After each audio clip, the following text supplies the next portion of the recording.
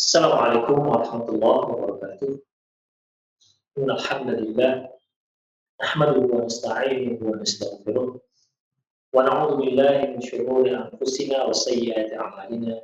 May yahdihillahu fa huwal muhtadi wa may yudlil falan tajida lahu waliyyan mursyida. Asyhadu an la ilaha illallah wahdahu la syarika lah wa asyhadu anna Muhammadan 'abduhu wa rasuluh alladzi la nabiyya ba'dah.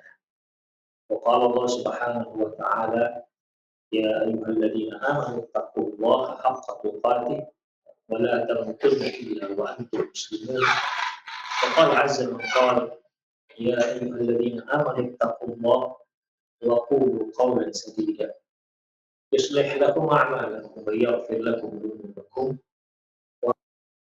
ورسوله فقد فاز فوزا عظيما يا أيها الناس اتقوا ربكم من نفس واحدة وخلق منها زوجها وبث منهما رجالا كثيرا ونساء واتقوا الله الذي تساءلون به والأرحام إن الله كان عليكم رقيبا. أما بعد فإن أصدق الحديث كتاب الله وخير الهدي هدي محمد صلى الله عليه وسلم وشر الأمور محدثاتها وكل محدثة بدعة وكل بدعة ضلالة وكل ضلالة في النار. Ma'asyar muslimin wa muslimat, para pemirsa Roja TV dan pendengar radio Roja dimanapun Anda berada.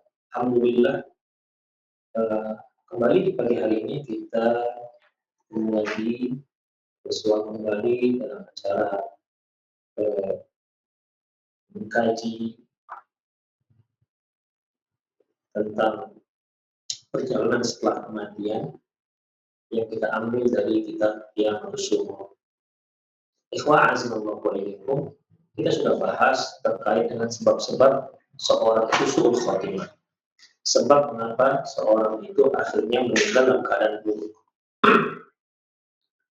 Dan kita juga sudah bahas satu poin terkait dengan husnul khatimah, yaitu seorang yang meninggalnya dalam keadaan baik. Adapun pembahasan tentang tanda-tanda husnul khatimah itu kita ambil dari kitab Ahkamul Janaiz yang ditulis oleh Syekh Muhammad Nasir Al-Albani rahimahullah. Para pemirsa dimanapun Anda berada, yang lalu kita telah bahas satu poin di antara tanda husnul khatimah, yaitu mengucapkan kalimat la ilaha illallah sebelum dia meninggal. Berdasarkan sabda Rasulullah sallallahu alaihi wasallam, "Man kana akhiru kalamihi la ilaha illallah dakhala jannah." Barang siapa yang di akhir ucapannya kalimat la ilaha illallah, maka dia masuk ke dalam surga.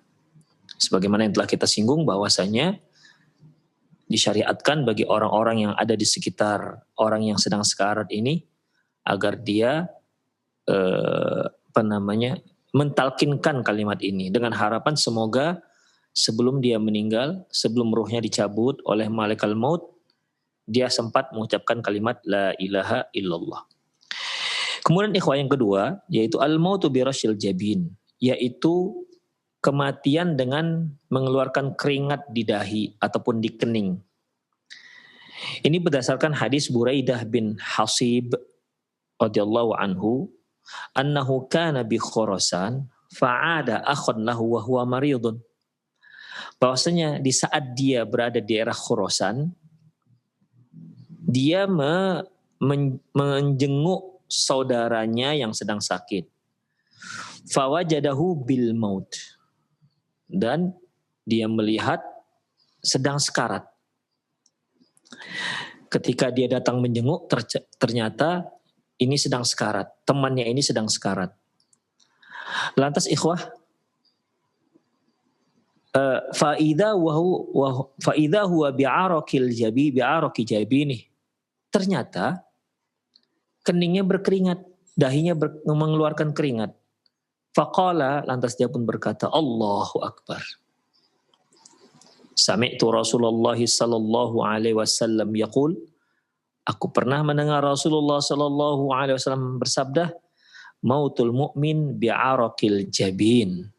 Bahwasanya kematian seorang mukmin itu dengan kening ataupun dahi yang kemeringat ataupun mengeluarkan keringat. Demikian ikhwah, hadis diriwayatkan oleh Imam Ahmad, Imam Nasai dan Imam Tirmidzi dan lain-lainnya dengan sanad yang sahih. Jadi di sini ikhwah, salah satu tanda daripada husnul khotimah yaitu apabila seorang yang sedang sekarat dahinya berkeringat. Makanya dari awal kita membahas bukan hanya masalah husnul khotimah, sebab-sebab husnul khotimah, tapi membahas masalah perjalanan setelah kematian ini tidak bisa kita bicara kecuali kalau ada dalil. Ya, karena ini masalah gaib. Kalau ada yang bertanya, kenapa kok mesti keringat di dahi? Baru itu sebagai husnul khotimah. Kenapa tidak di punggung? Atau di hidung misalnya, atau di leher misalnya. Mengapa harus di dahi? Allahu a'lam bissawab. Ini perkara gaib. Rasulullah Shallallahu Alaihi Wasallam tak menyebutkan kenapa-kenapanya. Demikian ikhwah, azinallahu wa iyyakum. Ya, karena kalau sudah di saat seorang itu sudah sekarat, maka mulailah masalah-masalah gaib akan dia temui yang belum pernah dia temui sebelumnya. Seperti yang telah kita bahas, yaitu dia datangi oleh, ada kemungkinan besar dia datangi oleh syaitan karena itu merupakan kesempatan terakhir bagi syaitan untuk menyesatkan dia. Kemudian dia akan datangi oleh malaikat maut, ya, dan dia melihatnya, tapi orang sekitarnya nggak melihat. Demikian dengan adanya malaikat juga yang membawa kain kafan dari surga jika dia adalah seorang mukmin yang akan meninggal, dan akan membawa kain dari neraka apabila dia seorang kafir, ya, yang akan meninggal, dan seterusnya. Ini semua kan ikhwah tidak kita lihat, dan kita tidak bisa bicara masalah ini kecuali dengan dalil, ya, karena ini masalah gaib. Rasulullah Shallallahu Alaihi Wasallam juga nggak tahu tentang masalah ini kecuali karena beliau sudah diberitahukan oleh Allah Subhanahu wa Ta'ala. Alimul ghaib fala yudhiru ala ghaibi ahada. Bahwasanya Allah itu maha mengetahui ilmu gaib dan Allah tidak memberitahukan ilmu gaib ini kepada seorang pun illa man irtada mir rasul, kecuali dari kalangan rasul yang diridhoi oleh Allah Subhanahu wa Ta'ala. Jadi Rasul sendiri sebenarnya nggak mengetahui ilmu gaib ini, masalah gaib ini, kecuali apa yang sudah diberitahukan oleh Allah Subhanahu wa Ta'ala. Termasuk masalah ini ikhwah, ya, termasuk masalah ini. Ya, ketika Buraidah bin Husayb melihat ternyata saudaranya meninggal dengan dahi yang berkeringat, langsung dia ingat hadis Rasulullah Sallallahu Alaihi Wasallam. Ya, langsung dia ingat Rasulullah Sallallahu Alaihi Wasallam yang pernah bersabda bahwasanya mautul mu'min bi'arakil jabin. Seorang mukmin meninggal dengan dahi yang berkeringat. Kenapa kok harus keringat? Kenapa harus di dahi? Kenapa? Ini kita tak tahu ikhwah. Karena Rasulullah Sallallahu Alaihi Wasallam juga nggak memberitahukan kepada kita kenapa kok harus keringat di dahi. Kenapa tidak di hidung dan lain-lainnya? Ya, karena ini merupakan satu perkara yang masalah gaib, ya, kita hanya bisa mengimaninya. Demikian ikhwah, itu tanda husnul khatimah yang kedua, yaitu al-maut bi'arakil jabin, meninggal dengan dahi yang keringat. Yang ketiga ikhwah, al-mautu lailatal jum'ati au naharuha, yaitu meninggal di malam ataupun di hari Jumat. Meninggal di malam ataupun di hari Jumat berdasarkan sabda Rasulullah Sallallahu Alaihi Wasallam, ma min muslimin yamutu yaumal jum'ah, tidak ada seorang muslim pun yang meninggal di hari Jumat, au lailatal jum'ah, atau di malam Jumat, illa waqahullahu fitnatal qabr, kecuali Allah akan selamatkan dia dari azab kubur. Kecuali Allah Subhanahu wa Ta'ala selamatkan dia dari azab kubur. Hadis ini diriwayatkan oleh Imam Ahmad dan lain-lainnya dan dihasankan oleh Syekh Muhammad Nasir Al-Albani. Demikian ikhwah rahimanallahu wa iyyakum. Ya, memang para ulama berselisih pendapat tentang kesahihan hadis ini. Ada sebagian menyebutkan bahwasanya ini hadis tidak sahih, ya. Ini hadis tidak sahih, seperti Syekh Muhammad Shalih Al-Utsaimin, Syekh bin Baz dan ulama-ulama lain yang mengatakan hadis ini hadis tidak sahih. Di antara alasannya selain sanad yang mereka katakan tidak kuat, juga maknanya juga enggak kuat. Karena apa? Alasan mereka, ya, karena seorang itu dikatakan husnul khotimah tidak terkait dengan hari. tapi terkait dengan amalan. Ya, saya ulangi bahwasanya yang namanya husnul khotimah itu terkait dengan amalan, tidak terkait dengan hari. Demikian. Contohnya bagaimana kalau seorang yang durjana, misal seorang durjana, tidak ada satupun dosa besar kecuali dia lakukan misalnya. Meninggalnya di malam atau di hari Jumat, itu bagaimana? Demikian. Makanya ya menurut mereka bahwasanya ya yang dikatakan husnul khotimah itu kaitannya bukan hari dia meninggal, tapi amalan yang dia lakukan. Amalan ataupun amalan yang sedang dia lakukan. Demikian ikhwah azallahu iyyakum. Namun sebenarnya ya karena kita katakan ini adalah masalah gaib, ya kita tidak tahu juga ikhwah. Ya bagi yang mensahihkan hadis ini seperti Syekh Al-Albani rahimahullah, ya bisa saja menjawabnya dengan ya ini kan masalah gaib, kita nggak tahu bagaimana akhir daripada kehidupan si mayit tersebut. Demikian. Ya, sehingga Allah Subhanahu wa taala mewafatkan dia di malam ataupun di hari Jumat. Demikian ikhwah. Ada juga yang berpendapat yaitu hadis ini hanya terkait dengan diselamatkannya seorang dari azab kubur, bukan azab neraka. Ya. Hadis Rasulullah SAW yang mengatakan mamin muslimin yamutu yaumal jum'ah awlatul jum'ah illa waqahullah min azabil qabr. Tidak ada seorang muslim pun yang meninggal di malam atau di hari Jumat kecuali Allah akan selamatkan dia dari azab kubur. Kata mereka karena hadis ini hanya menyebutkan azab kubur, maka terkait hanya dengan azab kubur, bukan azab neraka. Jadi kalaupun dia seorang yang durjana, seorang pelaku dosa, kalaupun dia meninggal di malam atau di hari Jumat, ya dia hanya diselamatkan dari azab kubur, tidak diselamatkan dari azab neraka jika Allah Subhanahu wa taala tidak ampuni dosanya. Ada yang berpendapat demikian. Tapi pendapat ini juga dibantah ikhwah dengan sabda Rasulullah sallallahu alaihi wasallam, Inna awwala manazil akhirah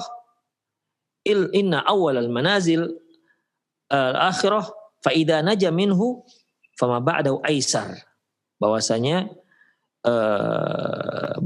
kematian itu kuburan ataupun alam barzakh seseorang itu merupakan awal dari posisi seorang di awal kondisi seseorang memasuki alam akhirat.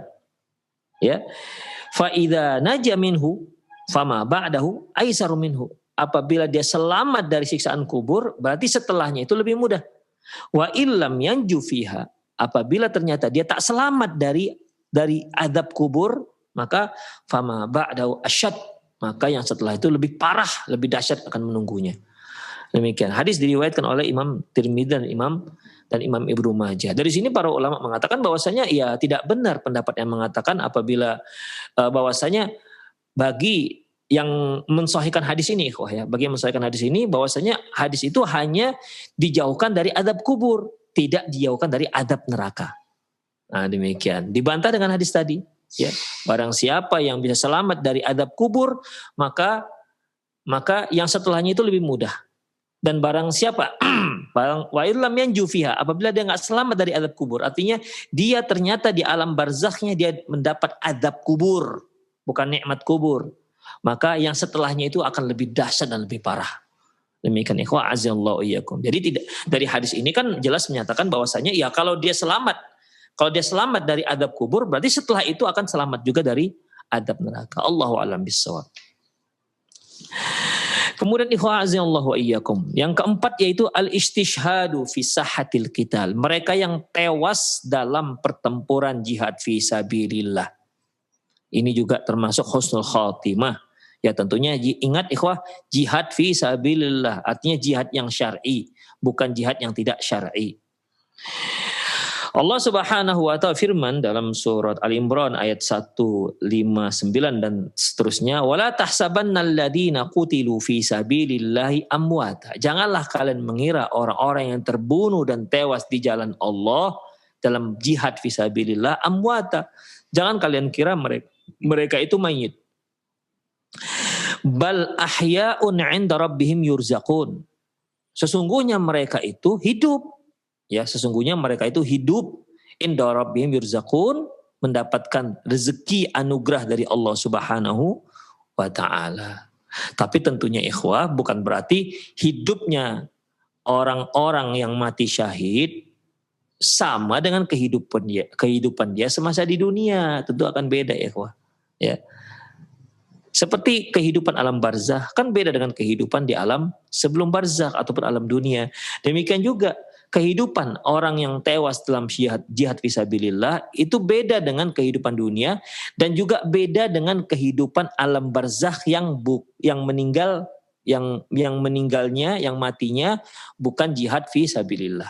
Ya, beda ikhwat. Pasti akan beda. Karena kalau nggak beda sama-sama hidup toh alam barzakh itu kan juga kehidupan. Tapi Allah Subhanahu wa taala mengatakan mereka yang terbunuh, tewas dalam jihad fisabilillah, Allah katakan bal ahyaun, mereka itu hidup. Jadi ini menunjukkan bahwasanya kehidupan mereka, kehidupan orang-orang yang tewas dalam jihad fisabilillah, mereka punya kehidupan yang berbeda dengan kehidupan alam barzakh yang lainnya. Kalau sama ya nggak ada istimewanya dibandingkan yang lain. Demikian ikhwah azallahu wa iyyakum. Ya, jadi jelas ya. Demikian ikhwah, ini menunjukkan bahwasanya ayat ini menunjukkan bahwasanya orang yang jihad fisabilillah dan dia tewas dalam pertempuran, ya, maka dia disebut dengan seorang yang mati syahid dan itu merupakan salah satu tanda husnul khatimah. Demikian ikhwah. Dalam hadis yang diriwayatkan oleh Imam Tirmidzi, dan Imam Tirmidzi mensahihkan hadis ini, demikian juga Imam Ibnu Majah, Imam Ahmad dengan sanad yang sahih, di mana Rasulullah sallallahu alaihi wasallam bersabda, li syahidin 'indallahi sittu khisalin. Sesungguhnya orang yang syahid tewas dalam jihad fisabilillah itu memiliki 6 keistimewaan. Yughfar lahu fi awwali daf'atin min damih. Bahwasanya di saat memuncratnya darah dari luka peperangannya, di saat itulah, di awal keluar darahnya itulah diampuni semua dosa-dosanya. Wa yara maq'adahum minal jannah, dan dia pada saat itu langsung melihat tempat dia di surga. Wa yujaru min adzabil qabri, mereka diselamatkan, dijauhkan dari azab kubur. Wa ya'manu al-faza'al akbar, dan dia aman dari faz'al akbar. Faz'al akbar ini kalau kita artikan secara lughawi, faz'au artinya takut, terkejut, ya, akbar terbesar, keterkejutan terbesar. Demikian. Ini apa maksudnya ikhwah? Para ulama berbeda pendapat tentang makna daripada faz'ul akbar. Ada yang menyebutkan bahwasanya yang dikatakan dia aman dari faz'ul akbar yaitu hari Jumat, hari kiamat. Ya, ada juga menyebutkan dia tak terkejut di saat sangkakala ditiup, demikian. Atau ada juga menyebutkan dia tak terkejut di saat kematian menjelang. Ada juga yang menyebutkan bahwasanya dia tidak terkejut di saat disembelihnya kematian antara surga dan neraka. Mengapa di sini ada keterkejutan, ikhwah? Dikarenakan ikhwah sejak saat itu tidak ada lagi yang namanya kematian. Ya, wahai penduduk surga kekallah, wahai penduduk neraka kekallah. Karena tidak ada lagi kematian setelah itu. Kematian telah Allah sembelih berupa kambing yang tempatnya di antara surga dan neraka. Disitulah disembelih kematian tersebut. Yang tadinya kematian ini merupakan kata benda yang abstrak, Allah rubah menjadi konkret yang bisa disembelih oleh Allah Subhanahu wa taala, yang bisa disembelih. Wa ma dzalika 'ala Allah bi'aziz, tentunya hal itu tidaklah susah bagi Allah Subhanahu wa taala. Ya, orang amalan kita saja bisa ditimbang nanti di hari akhirat kan. Kalau kita katakan di manalah berat amalan kita. Demikian. Bisa saja seorang yang tinggi, gemuk, besar badannya, ternyata setelah ditimbang tidak lebih berat dibandingkan sayap nyamuk. Demikian. Ini sudah masalah gaib ya. Ya. Dan Allah Subhanahu wa taala Maha berkuasa atas segala yang Dia inginkan. Kemudian ikhwah azani Allah wa iyyakum. Kemudian wa yuhalla hilyatal iman, dia akan diberi perhiasan keimanan, Kemudian wa yuzawwaju min hurin 'ain, dan dia akan akan dinikahkan dengan para bidadari. Wa yushaffa fi 70 inasan min aqaribihi, dan dia akan diberi izin untuk memberi syafaat keluarganya sebanyak 70 orang. Masya Allah, 70 orang. Demikian ikhwah. Makanya keutamaan orang yang mati syahid itu sangat besar ikhwah. Dan ini salah satu daripada tanda-tanda mati, salah satu tanda-tanda husnul khatimah. Kemudian ikhwah azinallahu wa iyyakum, selanjutnya yaitu al-mautu ghaziyan fi sabilillah. Kita ulang lagi ucapan la ilaha illallah sebelum meninggal, sebelum kematian, kemudian dengan dahi berkeringat, meninggal dalam keadaan dahi berkeringat. Kemudian yang ketiga yaitu seorang yang meninggal di malam ataupun di hari Jumat menurut madhab yang mensahihkan hadis ini. Ya. Kemudian yang keempat yaitu mereka yang tewas dalam peperangan jihad fisabilillah. Yang kelima mereka yang meninggal dalam jihad fisabilillah. Beda ya yang tewas dengan yang meninggal. Kalau yang tewas itu memang dia ditikam, terbunuh dalam pertempuran. Ini yang tewas ini ya mungkin dikarenakan dia jatuh dari untanya, atau dia tiba-tiba sakit di perjalanan, atau dan seterusnya. Intinya dia meninggal dalam jihad fisabilillah. Dalam sebuah hadis yang diriwayatkan oleh Imam Muslim dan Imam Ahmad dari Abi Hurairah radhiyallahu anhu, Rasulullah sallallahu alaihi wasallam pernah bertanya kepada para sahabat, "Ma ta'udduna syahid fikum?" Menurut kalian siapa-siapa saja yang dikatakan orang yang mati syahid? Qalu ya Rasulullah, man qutila fi sabilillah fa huwa syahid. Para sahabat langsung menjawab, ya. Dengan jawabannya sudah masyhur, apa itu? Man qutila fi sabilillah fa huwa syahid. Ya Rasulullah, yang mereka tewas dalam jihad fisabilillah itulah yang mati syahid. Lantas apa kata Rasulullah? Inna syuhada ummati idzan laqalil. Loh, kalau begitu orang yang mati syahid dari kalangan umatku sedikit sekali. Karena kan tidak semua zaman ada pertempuran jihad fisabilillah, ikhwah. Ya, tidak semua zaman. Ya. Ada zaman-zaman tuh tidak ada pertempuran dalam jihad fisabilillah. Ya. Kemudian ikhwah, lantas para sahabat bertanya, kalau begitu famanhum ya Rasulullah? Kalau begitu apa ada yang lain? Artinya ada enggak yang lain selain orang yang tewas dalam pertempuran jihad fisabilillah yang dikategorikan mati syahid?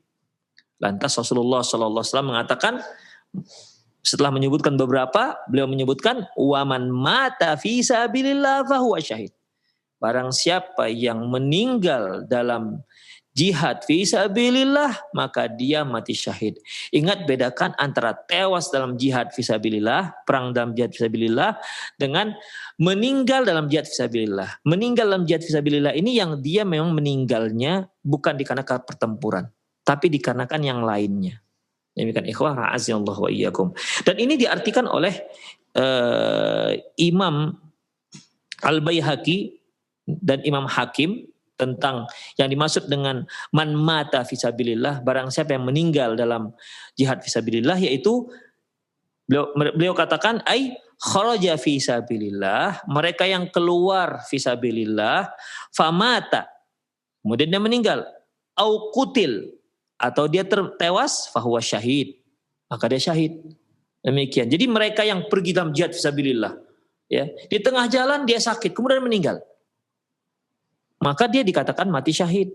Ya, maka dia dikatakan mati syahid. Kalau yang tewas dalam pertempuran, itu sudah enggak diragukan lagi lah. Dan para sahabat juga langsung mendefinisikan apa yang ditanyakan oleh Rasulullah SAW dengan mati syahid.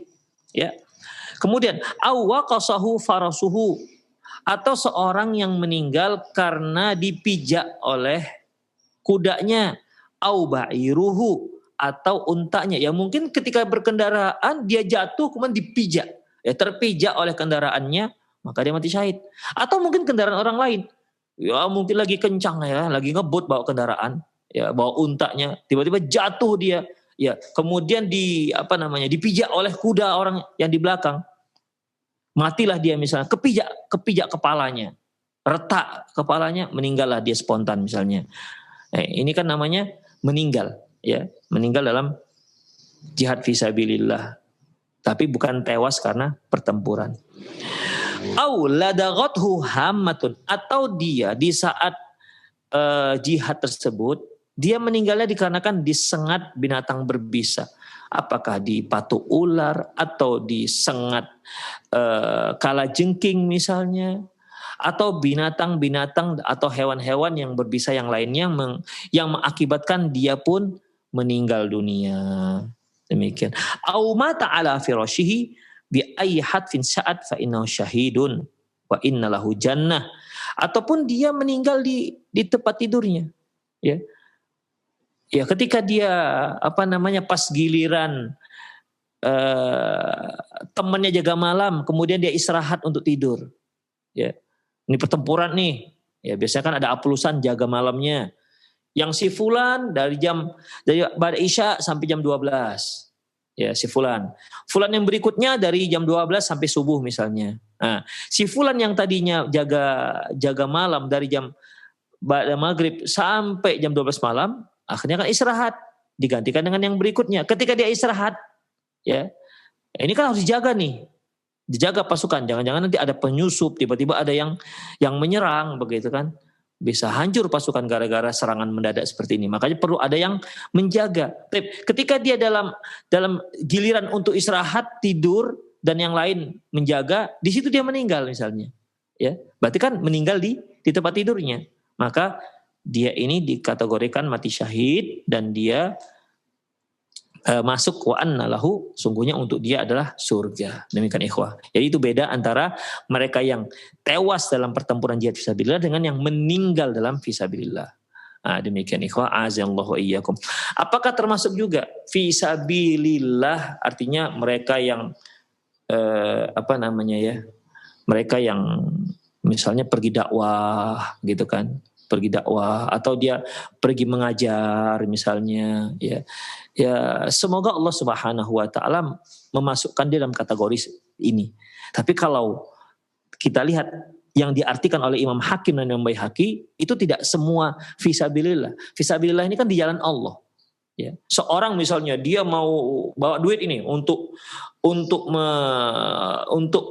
berinfak, dia bawa duit untuk dia berikan ke fakir miskin.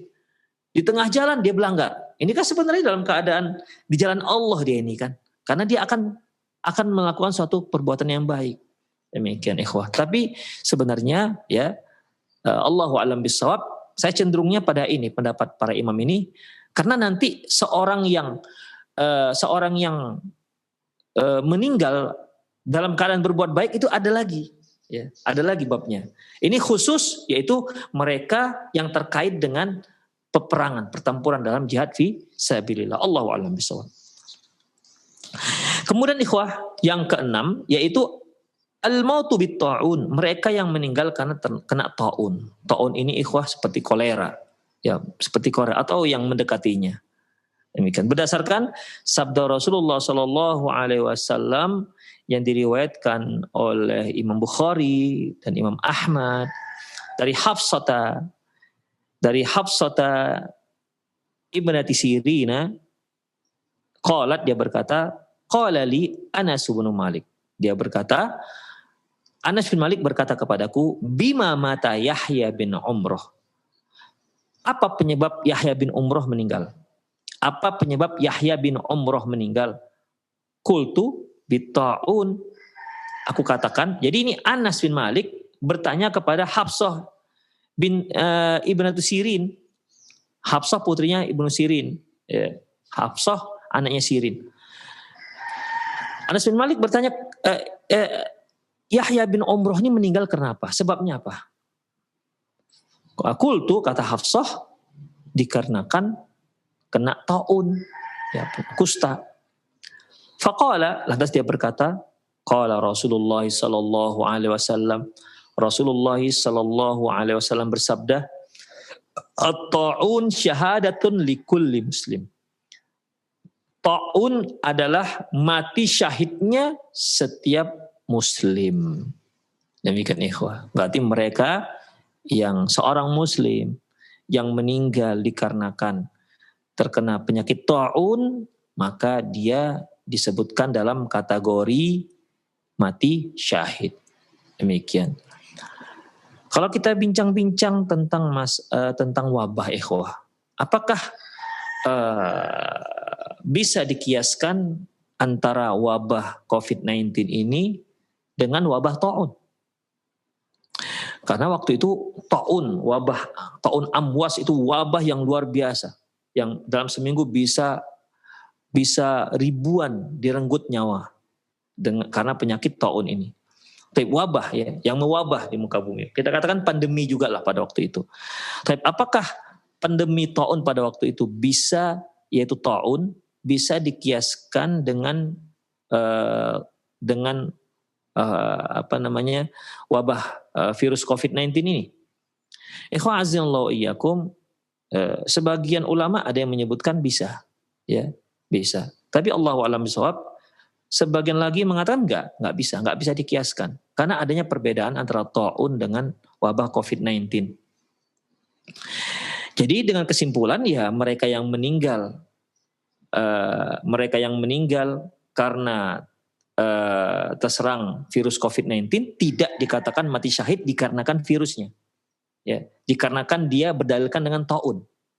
Demikian. Ya seperti Syekh Ali Hasan bin Abdul Hamid Al-Halabi rahimahullah, beliau mengatakan bahwasanya kalau taun itu dia nggak masuk Madinah dan nggak masuk Mekah, tapi ternyata COVID-19 masuk Madinah dan masuk Mekah. Berarti nggak bisa disamakan antara taun dengan COVID-19. Tapi walaupun kita tidak katakan mereka itu mati syahid dikarenakan dalil taun, tapi kita bisa katakan mereka yang kaum muslimin yang meninggal karena COVID-19, ya, bisa kita katakan termasuk mati syahid dengan dalil yang lain, yaitu nanti akan ada, yaitu meninggal dikarenakan sakit paru. Dan COVID-19 itu kan yang diserangnya adalah paru. Ya, demikian. Semoga mereka termasuk mati syahid bukan dikarenakan dalil taun, tapi dikarenakan meninggal dikarenakan sakit paru, sebagaimana yang nanti akan kita bahas. Demikian ikhwah, azinallahu ikum, Allahu a'lam bis-shawab. Kemudian ikhwah, yang ketujuh, ya, kita singkat saja karena ini banyak keterangannya, karena pada dasarnya ini sebagai keterangan tambahan. Yang kita bahas adalah kitab Qiyamatus Sughur. Ini tambahan saja sebagai alamat husnul khotimah, karena sebelumnya yaitu asbab su'ul khotimah, sebab-sebab buruknya meninggalnya seorang. Yang ketujuh ikhwah, al-mautu bada al-batni. Meninggal bada'ul batni, ada yang mengartikan ikhwah meninggal dikarenakan sakit perut. Ya, meninggal dikarenakan sakit perut. Ikhwah azallahu iyyakum, yang rajih kalau kita artikan bukan meninggal karena sakit perut. Karena sakit perut itu hanya di bagian perut. Bagian dada tidak dikatakan sakit perut. Ya. Allahu a'lam bis-shawab, al-mautu bi badil batn itu artinya meninggal dikarenakan sakit yang batin yang ada dalam tubuh kita. Jadi bukan hanya perut. Ya, perut itu termasuk al-batn dalam bahasa Arab, tapi yang al-mabtun yaitu yang sakit internis gitulah kira-kira, sakit yang ada di dalam tubuh kita, bukan hanya perut. Demikian. Al-batn itu artinya sesuatu yang tersembunyi. Sesuatu penyakit yang ada di dalam tubuh kita. Demikian. Ikhwah, semoga bisa dibedakan. Yang pertama, sakit perut beda dengan sakit dikarenakan sakit dalam. Karena al-batn itu, al-mabtun itu ikhwah artinya bisa juga artikan semua yang sakitnya bersumber dari dalam tubuh kita. Perut juga termasuk salah satu daripada sakit al-mabtun. Demikian. Kalau kita artikan sakit al-mabtun ini adalah sakit perut, berarti kalau dia yang sakitnya di dada itu nggak dikatakan sakit perut. Berarti tidak termasuk dalam mati syahid. Demikian. Allahu a'lam bishawab, ya. Bahwasanya makna daripada al-marad al-mautu bi badal batni dalam hadis yang lain al-mabtun, ya, yaitu bukan hanya sakit perut tapi semua penyakit yang sumbernya dari bagian dalam tubuh kita. Apakah meninggalnya dikarenakan sakit paru, apakah meninggalnya dikarenakan sakit jantung, karena kan di dalam, nggak ada jantung orang yang di luar kan. Paru itu juga di dalam, nggak ada yang di luar. Meninggal dikarenakan apa lagi? Dikarenakan ginjal, meninggal dikarenakan sakit hati. Maksudnya sakit hati di sini bukan dikarenakan putus cinta, bukan. Hati artinya lever lah kita katakan ya. Meninggal dikarenakan sakit lever, atau meninggal dikarenakan pankreasnya masalah, atau meninggal dikarenakan sakit mah misalnya, dikarenakan sakit lambung, atau meninggal misalnya dikarenakan infeksi usus. Intinya semua yang sakit yang bersumber dari dalam tubuh kita itu termasuk dalam kategori al-mabtun. Ya, Allahu a'lam bishawab. Dalilnya ikhwah azinallahu wa iyyakum, yaitu hadis yang diriwayatkan oleh Imam Muslim dan lain-lainnya. Rasulullah sallallahu alaihi wasallam bersabda, "Wa man mata fil batni fahuwa syahid." Barang siapa yang meninggal fil baton, di dalam batinnya, apa di dalam organ tubuh bagian dalamnya, ya, maka dia disebut dalam kategori mati syahid. Demikian ikhwah azzallahukum. Jadi ya bukan hanya sakit yang ada di perut, karena yang di perut itu kan yang hanya ada di situ ya seperti ginjal, daerah perut lah ya, ginjal daerah perut, usus daerah perut, usus besar, usus 12 jari. Nah, demikian ikhwah, termasuk juga usus apa namanya?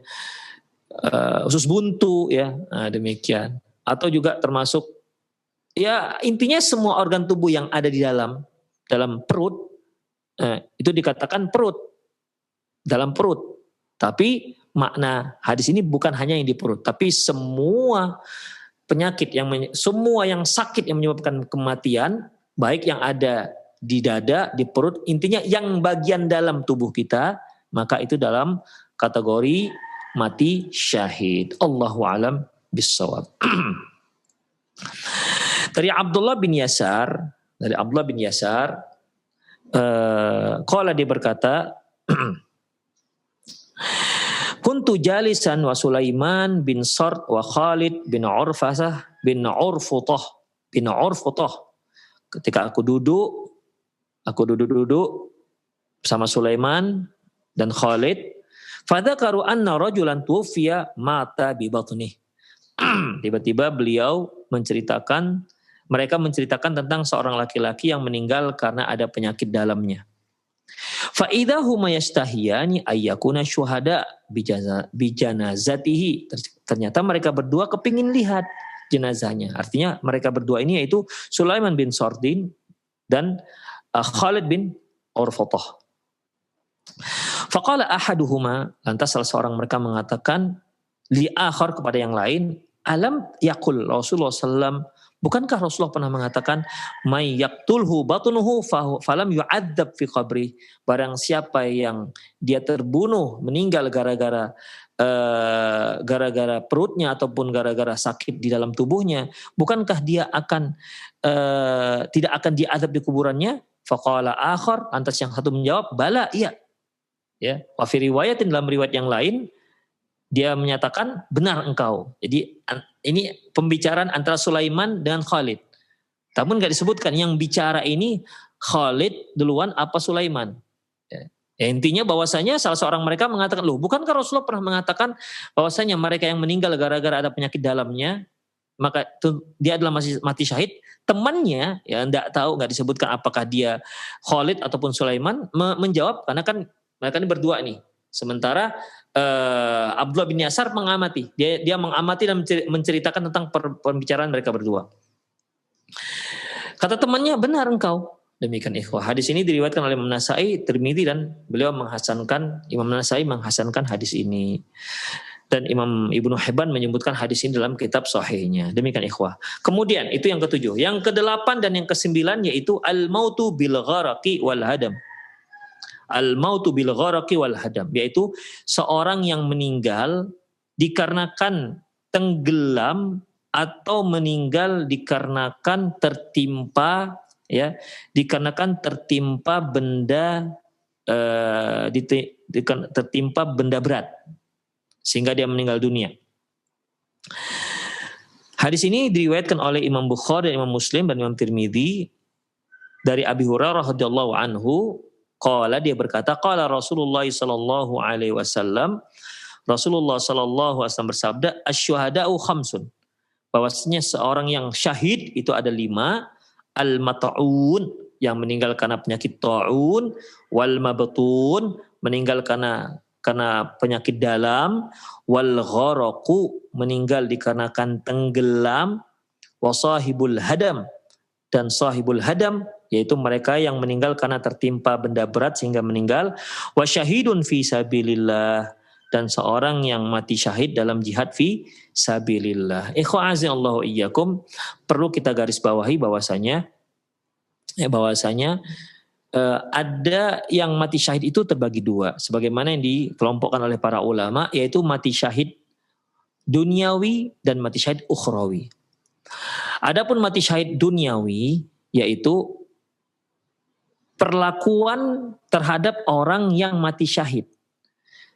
Yang mati syahid yaitu dia tidak dimandikan, ya, dan tidak disolatkan. Ini khusus untuk yang ini untuk syahid ukhrawi. Mereka yang syahid ukhrawi, artinya dia yang tewas dalam peperangan jihad fisabilillah. Ya, dikarenakan bacokan atau dikarenakan sayatan atau dipenggal kepalanya, ya, karena peperangan, atau tertembak peluru atau kena bom misalnya, ya, matilah dia. Maka orang yang meninggal dalam pertempuran seperti ini, dalam jihad fisabilillah, maka mayatnya langsung dikafankan dengan tanpa dibuka bajunya, ya. Kemudian setelah dikafankan langsung dikubumikan, ya, langsung dikubumikan, tidak disolatkan, ya, tidak disolatkan dan tidak dimandikan. Hanya saja, ya, tidak disolatkannya itu boleh, namun kalau disolatkan, disunnahkan untuk disolatkan, karena Rasulullah Shallallahu Alaihi Wasallam menyatakan, para sahabat menyebutkan bahwasanya karena Rasulullah SAW yusalli ala Hamzah, Nabi SAW menyolatkan jenazah Hamzah, walam yusalli ghairah ala syuhadil Uhud, dan beliau tidak menyolatkan selainnya, selain Hamzah, dari kalangan para sahabat yang tewas dalam perang Uhud. Demikian. Berarti yang tewas dalam jihad fisabilillah itu boleh tidak disolatkan.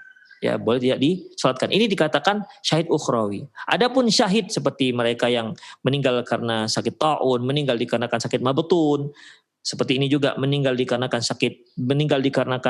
tenggelam, meninggal dikarenakan tertimpa benda berat, ini dikatakan mati syahid. Syahidnya syahid duniawi. Jadi dia diperlakukan seperti mayat-mayat yang lain. Demikian. Tapi dia termasuk dalam kategori orang yang mati syahid. Demikian ikhwah azizallahu wa iyyakum. Hanya ada yang menyebutkan ini ikhwah, bahwasanya mereka yang dalam pertempuran, nah itu dia. Mereka yang dalam pertempuran, misalnya dia bagian armada laut misalnya, angkatan laut, bertempur dia di laut sehingga dia terjatuh dari kapalnya, kemudian dia meninggal. Ya. Pecah kapalnya, kemudian dia pun tenggelam, dia tidak terkena apa-apa dari pecah kapal tersebut, tidak terkena bom, enggak. Dia meninggalnya karena tenggelam, tapi dalam pertempuran, maka ini termasuk mati syahid, ya, mati syahid ukhrawi, akhirat. Demikian juga seorang yang bertempur, kemudian ternyata dinding yang di belakangnya itu ditembak, dibom, ya, oleh rudal tank, sehingga runtuhlah dinding tersebut dan menimpa dia lagi perang nih. Ya, dia lagi perang, menimpa dirinya, maka ini termasuk mati syahid ukhrawi. Demikian, karena dia meninggal dikarenakan pertempuran, demikian ikhwah, ya.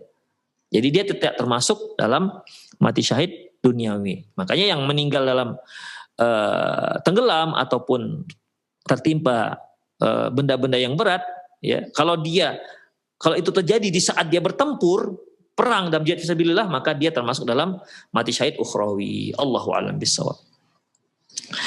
Kemudian ikhwah azinallahu ikum, yang ke-10 yaitu al-mautul mar'ah fi nifasiha bisababi waladiha. Meninggalnya wanita dalam keadaan dia nifas karena anaknya. Artinya karena dia hamil anaknya. Dia meninggal apakah dikarenakan melahirkan atau meninggal dikarenakan hamilnya anaknya, ya, dia sedang mengandung anaknya. Karena ikhwah, ada juga wanita itu ketika dia mengandung anaknya luar biasa, wahnan ala wahnin, ya. Sebagaimana yang disebutkan Allah Subhanahu wa taala tentang wanita yang sedang mengandung. Wahnan ala wahnin. Kesusahan di atas kesusahan. Ada yang wanita itu ketika dia hamil dia muntah-muntah, Masya Allah, sampai apapun nggak bisa dia makan. Sampai kurus kering, itu dikatakan efek daripada hamilnya.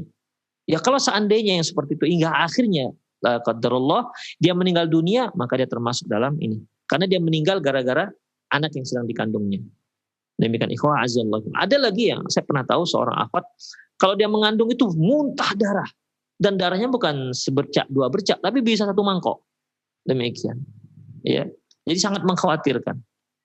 Maka kalaupun akhirnya dia meninggal karena mengandung, ya seperti itu, efek daripada mengandungnya, maka dia dikategorikan dalam mati syahid. Karena dia meninggal dikarenakan anak yang ada dalam kandungannya. Demikian ikhwah. Termasuk juga mereka yang seorang wanita yang meninggal dikarenakan melahirkan anak.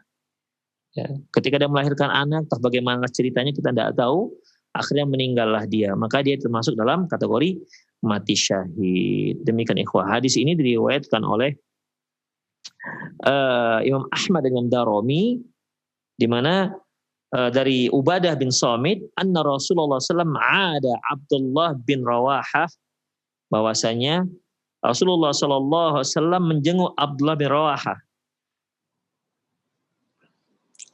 Kemudian Rasulullah berkata, atadri ma syuhada ummati. Lantas beliau mengatakan, tahu nggak kalian? Ya, tahu nggak kalian? Siapa saja yang dikatakan orang dari kalangan umatku yang mati syahid? Qalu qatlul muslim syahadatun. Sahabat mengatakan, iya seorang muslim yang tewas dalam jihad fisabilillah, maka dia dikatakan mati syahid. Qala inna syuhada ummati idzan laqalil. Kalau begitu orang yang mati syahid dari kalangan umatku sedikit sekali. Kemudian Rasulullah menyebutkan beberapa. Qatlul muslim syahadatun. Muslim yang terbunuh dalam jihad fisabilillah dia mati syahid. Wa ta'un syahadatun. Muslim yang meninggal dikarenakan penyakit ta'un dia juga dikatakan syahid. Wal mar'atu yaqtuluha waladuha jam'a. Wanita yang terbunuh dikarenakan anak yang dikandungnya itu juga mati syahid. Syahadatun, ya. Yajuruha waladuha bisararihi il jannah. Nanti di hari kiamat si anak akan menyeret ibunya dengan tali plasentanya ke dalam, menyeret ibunya ke dalam surga. Demikian hadis diriwayatkan oleh Imam Ahmad. Demikian ikhwah azinallahu iyyakum, ya karena waktu kita terbatas. Insyaallah kita akan lanjutkan alamatul husnul khatimah di kajian berikutnya. Masih ada beberapa lagi. Semoga Allah SWT mudahkan kita semua untuk mendapatkan husnul khatimah. Namun satu hal yang perlu kita garis bawahi, ya, kita tidak boleh minta mati. Rasulullah katakan la tatamannaul maut, janganlah kalian minta mati. Demikian. Bahkan orang yang bertempur, ini mau pergi pertempuran, jangan minta mati. Tapi kalau sudah ketemu dengan musuh, jangan takut mati. Itu dia. Ya. Saya ulangi, kita sebagai manusia nggak boleh, sebagai muslim nggak boleh minta mati. Demikian. Bahkan kita juga tidak berharap kita bertemu dengan musuh. Ya, kalau ketemu dengan musuh maka pantang untuk mundur ke belakang. Jangan takut mati, kita bertempur sampai titik darah penghabisan. Demikian ikhwan azza semoga bermanfaat. Insyaallah di Senin yang akan datang kita akan lanjutkan lagi. Aku lu qauli hadza wa astaghfirullah li wa lakum wa lisal muslimin innahu wal ghafurur rahim. Bagi para pemirsa Roja TV ataupun Radio Roja, yang pendengar Radio Roja yang ingin bertanya, silahkan layangkan pertanyaan Anda di ke studio. Demikian. Aku lu qauli hadza wa astaghfirullah li wa lakum wa lisal muslimin innahu wal ghafurur rahim. Tafadhal.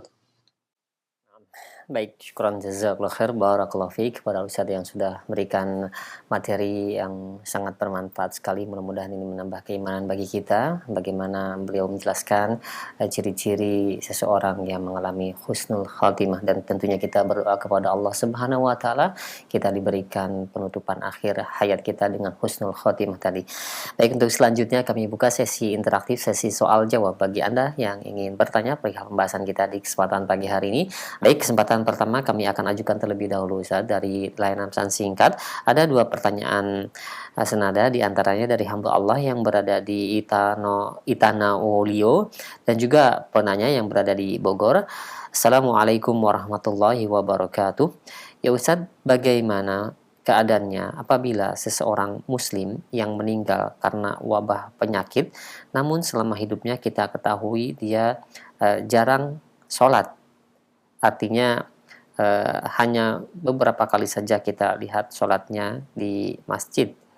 Dan juga bagaimana jika kita tidak mau menyolatkan seseorang yang hampir tidak pernah kelihatan di masjid ketika dia meninggal Ustadz. Apakah yang pertama tadi bisa dikatakan husnul khotimah juga? Nah, demikian pertanyaannya.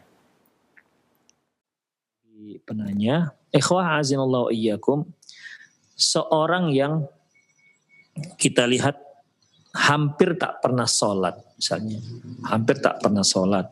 Apakah ketika dia meninggal karena kena wabah juga termasuk dalam kategori syahid? Ikhwah rahimani Allah wa iyyakum, perhatikan. Ini tergantung dengan madhab seorang, apakah dia berpendapat barang siapa yang meninggalkan sholat dengan sengaja walaupun hanya beberapa sholat atau 1 kali sholat maka dia telah kafir, ya. Bagi madhab ini ikhwah, maka tentunya mereka akan katakan, madhab ini akan mengatakan orang ini nggak mati syahid, ya. Kita nggak katakan bahwasanya orang yang mengaku muslim yang tak pernah sholat, karena kalau seorang muslim yang tak pernah sholat maka sepakat para ulama dia itu kafir, ya. Saya ulangi, bahwasanya seorang muslim yang mengaku muslim sementara dia tak pernah sholat, kalau yang ini sepakat para ulama dia kafir, ya, nggak muslim. Yang jadi khilafiyah dengan para ulama yaitu mereka yang sholatnya nggak lengkap, sehari hanya 2 kali atau 3 kali misalnya. Demikian. Disinilah para ulama mengatakan bahwasanya seperti Imam Ahmad mengatakan dia kafir, Imam Syafi'i mengatakan dia nggak kafir, tapi pemerintah wajib untuk mengingatkan dia dan mengancam dia. Apabila dia diingatkan, kalau kamu nggak sholat juga, maka kamu akan kami bunuh. Ya, maka kamu akan kami bunuh. Kalau dia ternyata sudah diingatkan juga tak sholat, maka dia dihukum mati. Dihukum mati itu bukan haddan, tapi riddatan. Demikian ikhwah azallahu iyyakum. Jadi tergantung mazhab ini. Kalau dia mazhabnya mazhab yang tidak mengkafirkan, ya tidak mengkafirkan, ya tentunya bagi orang yang masih meyakini itu sholat merupakan salah satu kewajiban seorang muslim, ya. Namun dia masih malas dia melakukannya, nggak lengkap dalam 1 hari, ya. Bagi yang mengatakan ini belum dalam kategori kafir, maka mudah-mudahan dengan matinya dia dengan terkena taun, mudah-mudahan itu sebagai kafarah untuk dia. Ya, mudah-mudahan sebagai kafarah untuk dia. Seperti ikhwah azallahu iyyakum, seorang yang berzina, zina itu kan merupakan dosa besar ikhwah. Tapi ketika dia dihukum dengan hukuman rajam, maka itu bisa sebagai kafarah atas dosa-dosa dia. Demikian ikhwah azallahu iyyakum. Jadi tergantung mazhab yang mana ini. Kalau mazhab yang mengatakan yang meninggalkan sholat mutlak maka dia kafir, ya dia nggak ada orang yang kafir mati syahid. Tapi bagi yang mengatakan bahwasanya, mazhab mengatakan bahwasanya selagi dia masih sholat, ya walaupun bolong-bolong begitu kan, ya, maka dia masih dikategorikan sebagai seorang muslim. Maka untuk orang ini, ya Allahu a'lam bissawab, semoga meninggalnya dia dikarenakan sebab wabah, ya semoga itu sebagai kafarah untuk dia, pengampun dosa-dosanya. Allahu a'lam bissawab. Kemudian yang kedua, kita yang menyolatkan bagaimana? Ikhwa azinallahu iyyakum, sama dengan jawaban yang pertama. Ya, cuman ada sedikit rincian. Bagi mereka yang bermadhab bahwasanya yang meninggalkan sholat mutlak kafir, maka tentunya nggak boleh disolatkan, karena orang kafir gimana menyolatkan. Tapi bagi yang bermadhab bahwasanya masih dalam kategori seorang muslim selama dia masih meyakini sholat itu wajib, maka ikhwah, maka dia, ini ada rincian nih, apakah dia menyolatkan apa tidak? Ada rincian. Apakah dia tokoh masyarakat apa tidak? Ya, apakah dia tokoh masyarakat apa tidak? Kalau dia sebagai tokoh masyarakat yang dihormati masyarakat, maka untuk dia jangan menyolatkan. Ini sebagai peringatan bagi masyarakat yang lain. Sehingga orang-orang akan bertanya, kenapa Pak Kiai nggak mau nyolatkan? Demikian. Rasulullah Shallallahu Alaihi Wasallam pernah mau menyolatkan seseorang, ya, mau menyolatkan seseorang. Kemudian Rasulullah Shallallahu Alaihi Wasallam mengatakan, apakah dia punya utang? Apakah dia punya utang? Kata Rasulullah. Kata sahabat yang lain, ada ya Rasulullah. Kalau gitu, sallu ala sahibikum. Kalau gitu kalian yang menyolatkan. Kalau begitu kalian yang menyolatkan. Demikian. Juga Rasulullah SAW pernah datangkan seorang yang tewas dalam jihad fisabilillah.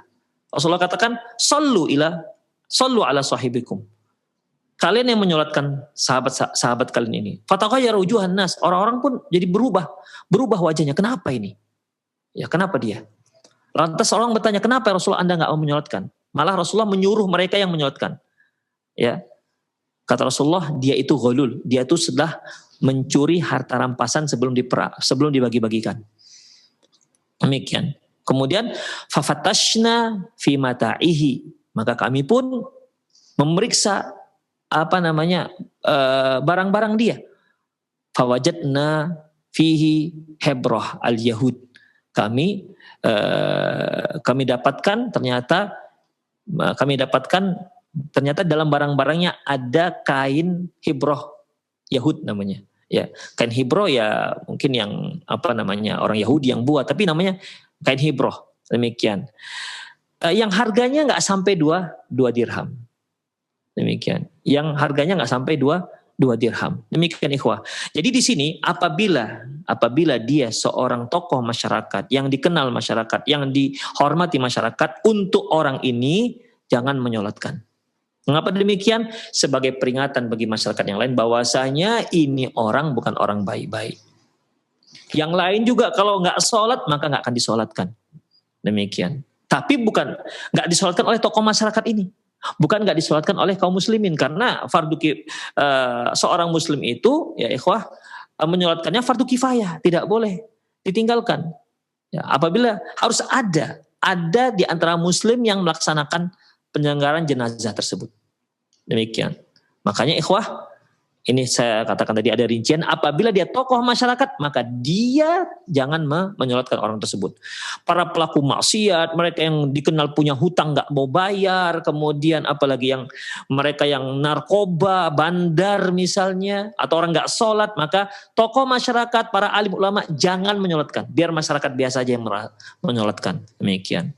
Tapi ingat, tetap disolatkan. Demikian sebagai peringatan. Demikianlah para pemirsa Roja TV ya dimanapun Anda berada dan pendengar Radio Roja. Semoga Allah Subhanahu Wa Taala merahmati kita dan melindungi kita ya, dan memberi kita anugerah husnul khotimah. Demikian aku qouli hadza wa astaghfirullah li wa lakum wa lisal muslimin innahu wal ghafurur rahim. Subhanakallahumma wa bihamdik asyhadu an la ilaha illa anta astaghfiruka wa atubu ilaik. Wa sallallahu ala nabiyina Muhammad wa ala alihi wa ashabihi ajmain.